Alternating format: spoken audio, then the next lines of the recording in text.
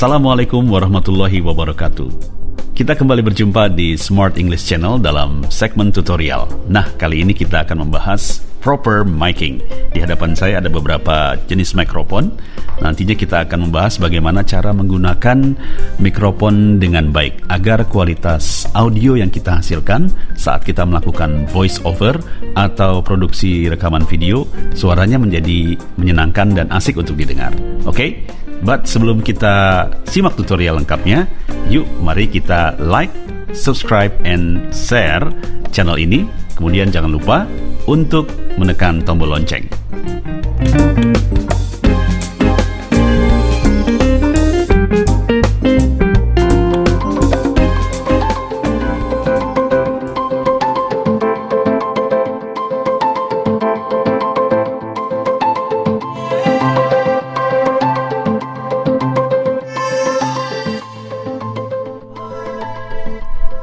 Baik teman-teman, sebelum kita menggunakan mikrofon dan melakukan rekaman dengan mikrofon atau kita melakukan voice over dengan sebuah mikrofon, sebaiknya kita mengenal dulu jenis-jenis mikrofon.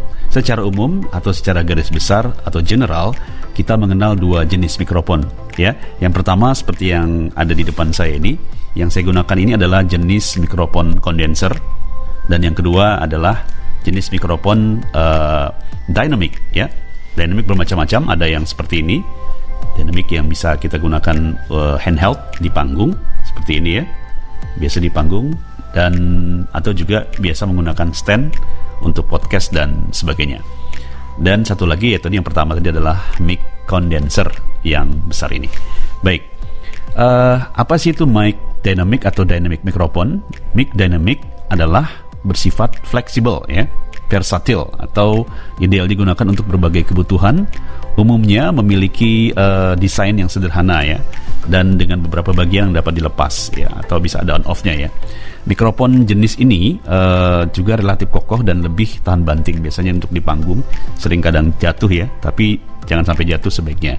Sangat cocok untuk digunakan dengan suara level volume yang sangat tinggi, dan biasanya digunakan untuk todong di amplifier untuk alat-alat musik ya, jadi miking, todong seperti itu ya.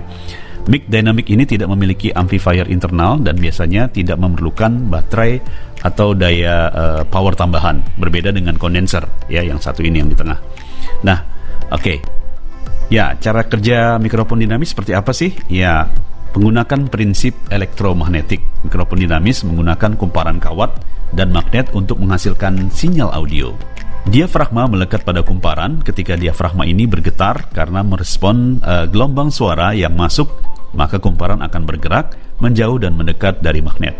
Peristiwa ini menciptakan arus pada kumparan yang disalurkan dari mikrofon ke kabel. Secara umum, konfigurasi seperti pada gambar berikut ini.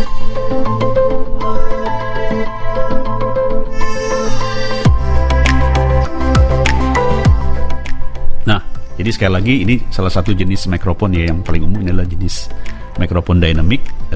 Saya pakai Sennheiser 3835S ya, sering dipakai di panggung, atau kadang juga menggunakan Shure SM58 atau Shure 58 Beta A ya, itu yang paling umum yang digunakan untuk di panggung-panggung. Jadi arahnya seperti ini. Oke. Berikutnya mic dynamic yang lain, misalnya seperti ini. Ya, ada seperti ini jenis portable yang bisa digunakan dengan stand mic untuk melakukan podcast atau voice over. Dynamic, sekali lagi dynamic tidak menggunakan power tambahan atau yang disebut dengan phantom power. Sekarang kita akan ke mic condenser ya, atau kondensor biasa orang bilang. Kondenser berarti kapasitor, yaitu sebuah komponen elektronik yang menyimpan energi dalam bentuk medan elektrostatik. Sebetulnya istilah kondenser sendiri sudah jarang digunakan, tetapi sudah terlanjur melekat sebagai nama untuk mikrofon jenis ini, yang ini, ya, yang menggunakan kapasitor untuk mengubah energi akustik menjadi arus listrik. Jadi suara analog, ya, suara yang dari getaran mulut kita ini menjadi arus listrik. Mic condenser membutuhkan daya dari baterai ataupun sumber eksternal lain. Ya, jadi kadang menggunakan baterai. Nah, ini adalah salah satu jenis mic condenser juga. Ya, mic condensernya ada baterainya di dalamnya. Kita menggunakan baterai, dan ini biasanya kita gunakan sebagai mic boom atau mic yang kita cantolkan di atas kamera ya. Ini adalah salah satu jenis tele mikrofon ya. Seperti ini jarak jauh. Makanya memerlukan baterai. Sedangkan yang di depan saya ini menggunakan phantom power 48 volt yang akan dikuatkan di sinyalnya dari mixer atau audio interface ya. Oke. Karena cenderung lebih sensitif dan responsif dibanding mikrofon dynamic, mikrofon kondenser lebih cocok menggunakan untuk menangkap hal-hal detail pada suara. Misalnya rekamannya cocok untuk rekaman orang nyanyi ya, karena artikulasi dari suara yang dihasilkan oleh manusia itu bisa terekam dengan jelas ya. Jadi nada-nada dari tinggi sampai rendah bisa lebih range-nya lebih panjang, lebih besar gitu ya. Jadi lebih sensitif dan biasanya digunakan untuk mikrofon di dalam studio, tidak cocok untuk di luar rekaman atau di panggung ya. Jarang digunakan. Oke. Nah, cara kerja mikrofon kondensator. Ya, berikut cara kerjanya. Sebuah kapasitor terdiri dari dua buah plat dengan tegangan listrik di antara keduanya. Pada mic condenser, salah satu plat terbuat dari material yang sangat ringan dan berfungsi sebagai diafragma. Ketika terkena gelombang suara, plat diafragma ini akan bergetar, menyebabkan terjadinya perubahan jarak antar kedua plat, sehingga menyebabkan terjadinya perubahan kapasitansi. Lebih jelas, ketika kedua plat saling merapat, kapasitansi akan meningkat dan menjadi penambahan arus. Ya, terjadi penambahan arus. Ketika kedua plat saling menjauh, kapasitansi akan berkurang dan terjadi pelepasan arus.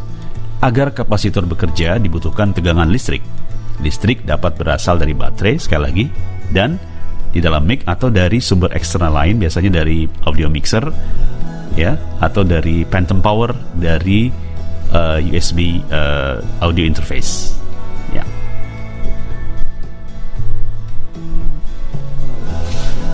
Nah, berikutnya kita akan mengenal bagaimana teknik miking atau menempatkan mulut kita ketika kita berbicara dengan mikrofon ya. Ini paling penting, jangan sampai kita salah menempatkan mikrofon. Pada mikrofon mikrofon kondenser ini ada juga beberapa namanya disebut dengan polarity ya. Polarity ini ada arah di mana penangkapan mikrofon. Nah, contoh di mikrofon kondenser di depan saya ini adalah Behringer CM1 hanya cardioid ya. Jadi dari depan saja. Kalau saya berpindah ke sini, maka audionya akan berubah. Atau saya putar perlahan. Saya putar, maka audio yang dihasilkan akan berbeda ya. Ini dari belakang, dari samping ya, ini ada gerakan. Nah, jadi fungsi dari sebuah mikrofon maksimal itu akan lebih maksimal jika sesuai dengan polarity ya. Ini contohnya adalah polarity cardioid atau unidirectional ya, atau disebut dengan cardioid.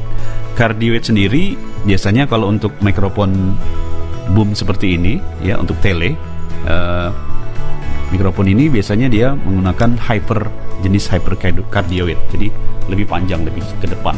Jadi audio yang ada di belakangnya tidak terlalu sensitif, dia tidak terlalu masuk ya. Jadi ini cocok untuk shooting gitu ya. Nah, sama dengan kondenser yang ada di depan saya ini, dia polarity-nya adalah cardioid, sehingga lebih cocok untuk berbicara langsung di depan. Jadi bedakan ya.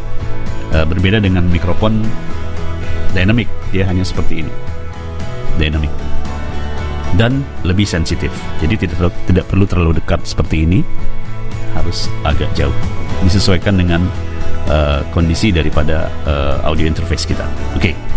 Berikutnya, mic seperti ini juga ada yang disebut dengan kadang multidirectional. Selain cardioid, ada bidirectional atau dua arah ya. Jadi kadang muka belakang ya. Jenis beberapa mikrofon seperti Behringer B2 Pro itu ada kondenser yang punya 3 macam polar pattern. Kita bisa select menjadi cardioid atau kita bisa gunakan bidirectional, depan belakang. Jadi kalau duet dengan satu mikrofon bisa depan belakang, atau satu lagi selektornya digunakan circular atau omnidirectional, dari semua arah ya, dari semua arah bisa. Dari semua arah bisa. Oke. Nah, ini saya gunakan adalah TM1 dari Behringer ya, jenis kondenser. Jadi suaranya lebih detail. Nanti kita akan bandingkan dengan yang satu ini, yaitu kita gunakan nanti mikrofon jenis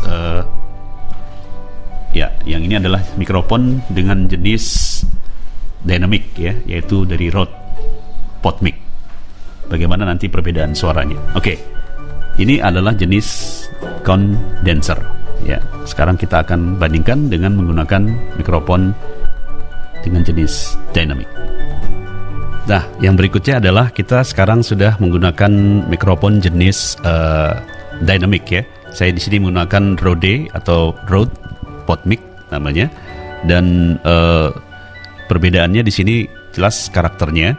Yang tadi kita menggunakan mikrofon kondenser lebih peka, lebih sensitif, sedangkan untuk jenis kondenser sendiri dia lebih low sensitif tapi juga low noise, dan karakternya di sini lebih terdengar lebih bulat ya, lebih bass ya.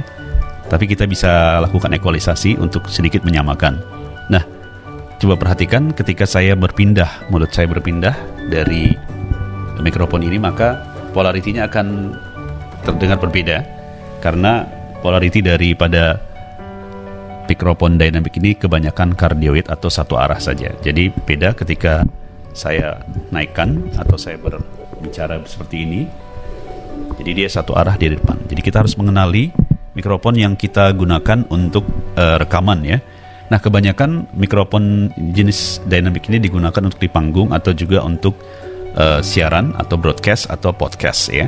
Jadi lebih bulat suaranya, lebih sedikit kedengaran seperti siaran radio ya. Ya, terdengar lebih asik ya. Dan kurang tidak menangkap noise yang ada di belakang atau di sekitarnya. Jadi berbicaranya beda dengan ketika saya akan jarak jauh seperti ini ketika saya menggunakan mikrofon kondenser.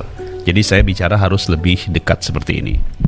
Nah, agar terdengar kualitas audionya betul-betul sesuai dengan karakter dari mikrofon ini sendiri, lebih bulat tapi juga ada crispy-nya ya.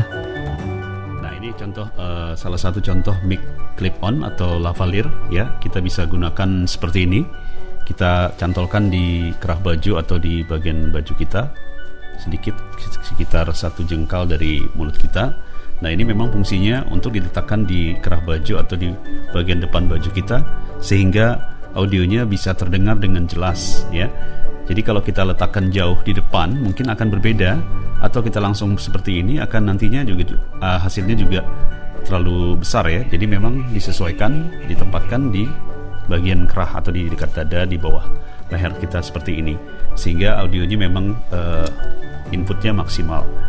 Jadi kita menggunakan mic sesuai dengan peruntukannya ya. Salah satunya adalah tadi ada jenis kondenser, jenis tele ya, jenis mikrofon boom ya, tegak lurus seperti ini, biasanya ditaruh di atas, tidak masuk frame. Kemudian jenis dynamic biasanya kita gunakan seperti ini, dekat di mulut ya, paling jarak sekitar 3 jari seperti ini. Jangan tidak kita berbicara seperti ini ya, atau hidung kita yang berbicara seperti ini atau di sini.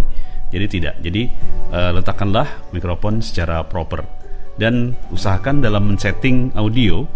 Nanti kita akan bahas di tutorial yang lain, sehingga hasil audio yang input masuknya ke dalam sumber rekaman atau digital audio workstation kita atau DAW kita bisa lebih bagus, lebih maksimal, dan mencapai headroom dan tidak peak atau pecah, atau juga tidak terlalu rendah atau low sensitivity-nya.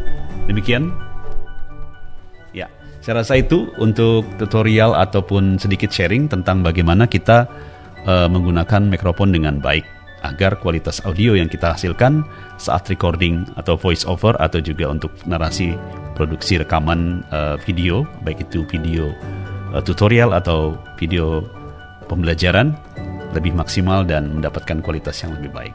Terima kasih, sampai ketemu lagi, dan saya Rahman Halim pamit. Tetap stay tune di Smart English Channel. Sampai jumpa.